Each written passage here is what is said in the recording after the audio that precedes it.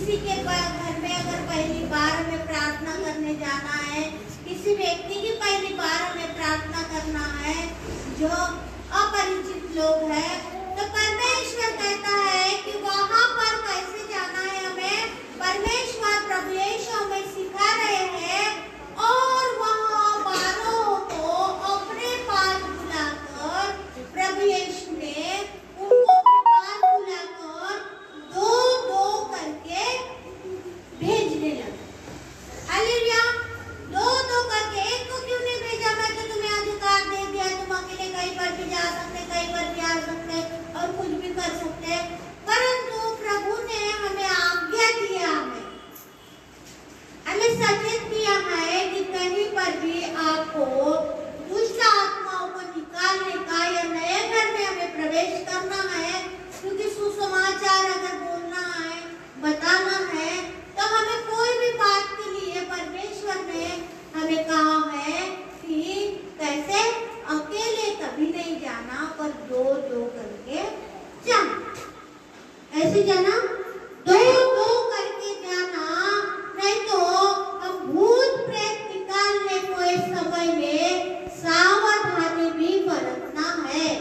भूत प्रेत निकालने के लिए, दुष्ट आत्मा निकालने के लिए हमें कैसे सावधानी भी बरते रहना है, नहीं तो हो सकता है वो दोबारा लौट के भी आ सकते हैं, क्योंकि परमेश्वर ने कहा अगर एक आत्मा निकलती है, हम एक आत्मा निकालने के बाद अगर वो व्यक्ति प्रभु में बराबर बना नहीं रहता है, तो दोबारा अपन एक बार प्रार्थना उस व्यक्ति की करते, अच्छा कर देते हैं उसको।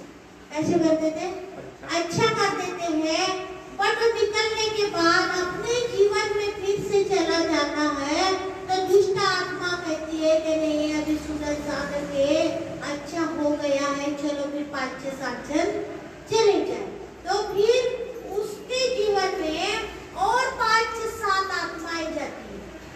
हालेलुया। और उसके जीवन को, बेहतर जीवन को और खराब कर देती है। हालेलुया। इसीलिए परमेश्वर की आज्ञा है कि कहीं पर भी हमें जाना है तो 2-2 करके 2-3 मिलकर हमें जाना है ना? 2-3 मिलके ही हमें जाना है और अकेले नहीं। अगर आपको भी इस काम को अगर करना है तो अकेले नहीं बल्कि 2 लोगों के साथ ही होना जरूरी है। हम जब इब्रानी 4:12 पढ़ते हैं तो परमेश्वर का वचन कैसा है? जीवित है। इब्रानी 4:12 वचन कैसा है? जीवित है, हर एक 2-धारी तलवार से चौका है और वो मन प्राण गाट बुरे को छेद कर कैसे करता है? आर पार करता है। और इस बार हमें परमेश्वर के वचनों को बोलना कैसे करना है? वचन के साथ हमें बोलना है और उसके अनुसार परमेश्वर का वचन क्या है? 2-धारी तलवार है। वचन कैसा है? 2-धारी तलवार है। इसी के लिए काफी लोग सोचते हैं कि मोबाइल है।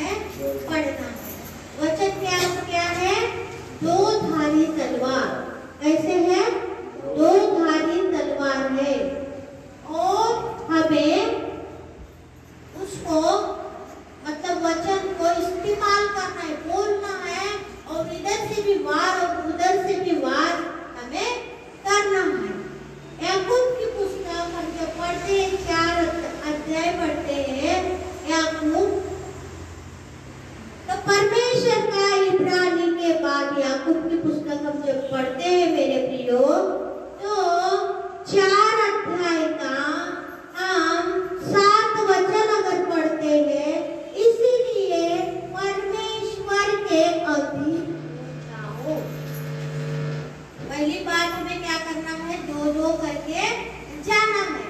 फिर अपनी बाइबल निकाल के उसके वचन हमें बोलना है।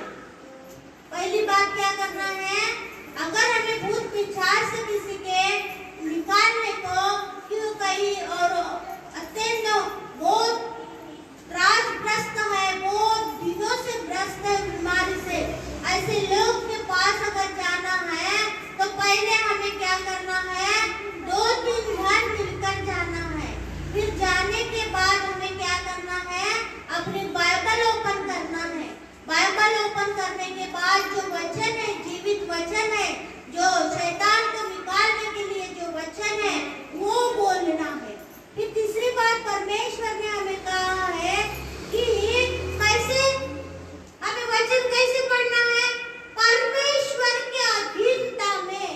वचन कहता है परमेश्वर के अधीन हो जाओ।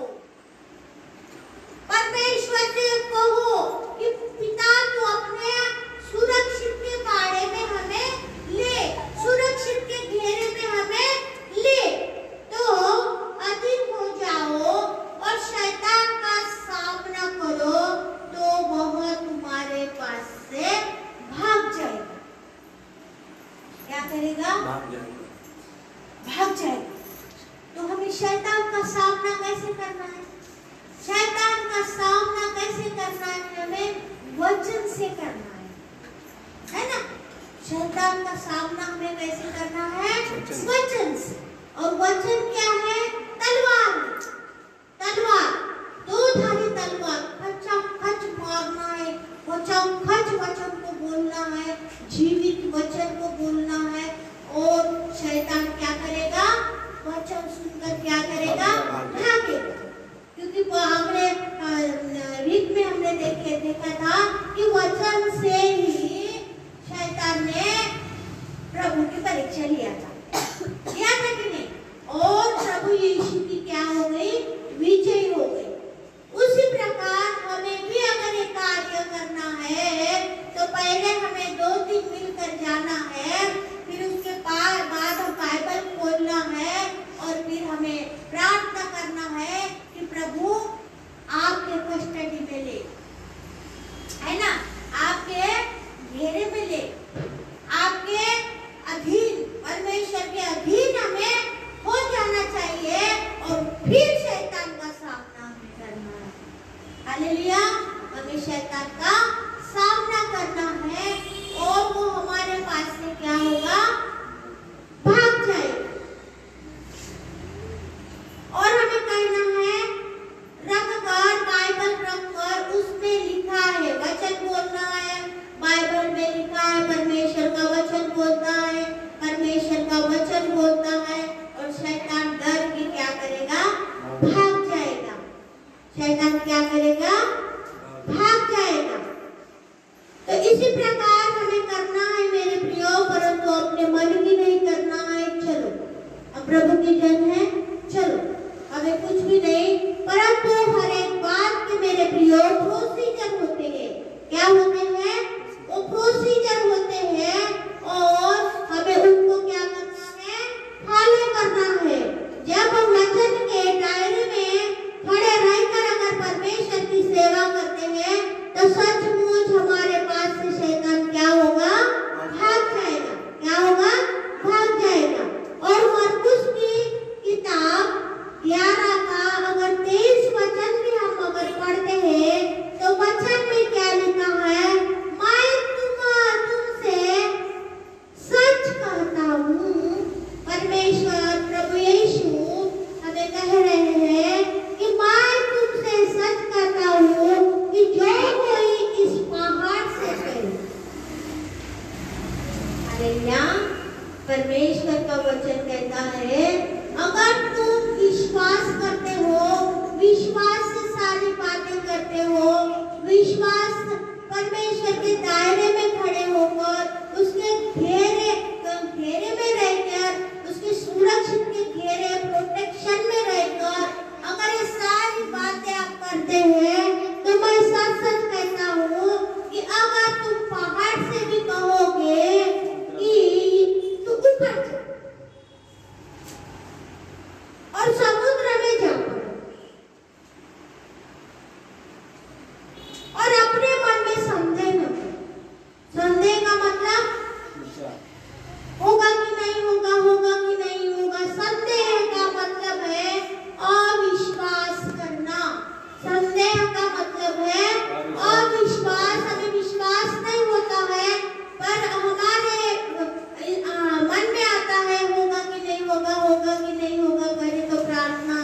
पढ़े तो वचन, और होगा कि नहीं होगा, ऐसे अविश्वास हमारे मन में आते हैं, तो प्रभु परमेश्वर हमसे कहते हैं कि अपने मन में संदेह न करे, वरन प्रतीति करे। वरन क्या करे? प्रतीति करे, मतलब विश्वास करे। विश्वास करे और फिर कहे कि उखड़ जा और समुद्र में जा। तो आपके लिए क्या होगा? वैसा ही होगा, जो कहता हूँ वो हो जाएगा। तो उसके लिए वही होगा, उसके लिए वही होगा।